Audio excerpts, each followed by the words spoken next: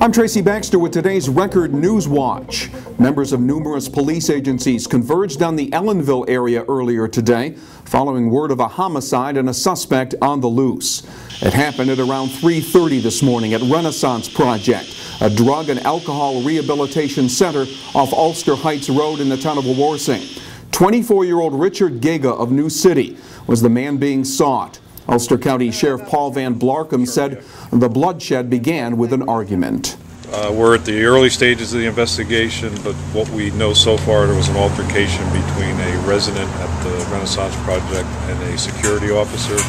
The security officer subsequently was stabbed and passed. The subject then left in a vehicle with another staff member. That vehicle was involved in an accident. The staff member that was in that vehicle and was driving was stabbed. The subject then fled on foot from the scene of the car accident. The rehab center security officer who was fatally stabbed has been identified as 60-year-old Lee Wood of Ellenville. The female employee, who wasn't identified, was flown to St. Francis Hospital in Poughkeepsie. She is expected to recover from her wounds.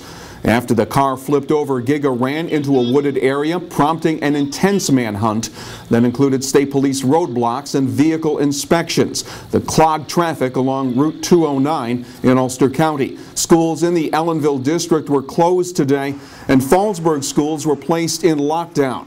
Giga was wearing blue jeans, a white t-shirt. He's about 5 feet 10 inches tall with a mohawk haircut and facial jewelry. He reportedly has a violent past, including felony charges of robbery and assault that were filed in 2008 in Rockland County. Keep checking back here at Record Online for the very latest information on the search and the homicide investigation. Elsewhere, Jesse Green is facing more charges. The Tuxedo Park murder suspect was named in an additional indictment that's been unsealed in Orange County Court.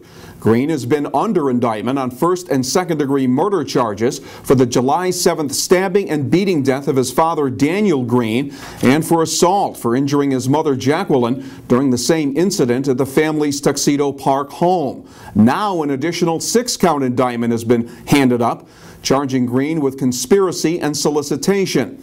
Prosecutors say Green tried to recruit someone to kill his mother and his grandmother, witnesses to the attack.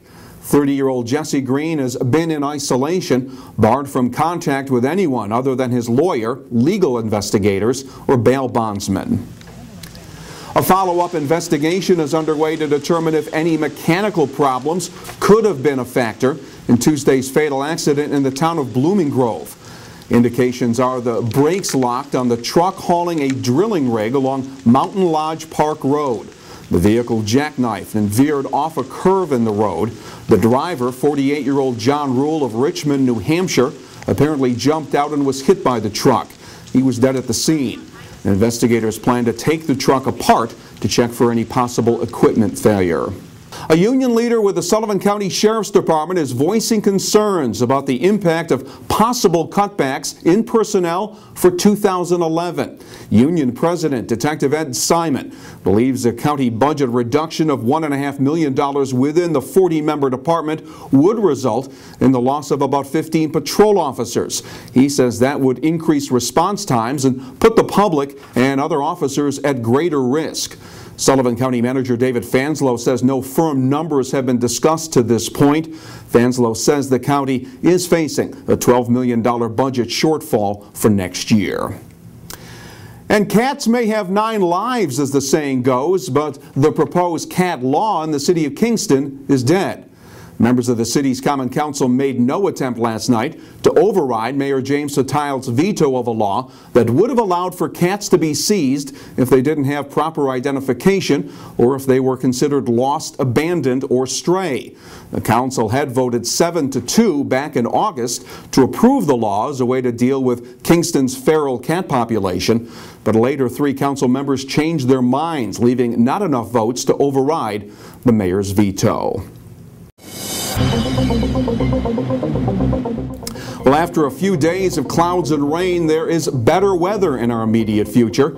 Tomorrow will be mostly sunny with the highs reaching the mid to upper 60s. More of the same for Friday. Lots of sunshine with temperatures getting up into the low 70s. For more, including the breaking news involving the homicide and manhunt in the Ellenville area, keep clicking back here at Record Online and check out tomorrow's Times-Herald Record. For Record Newswatch, I'm Tracy Baxter.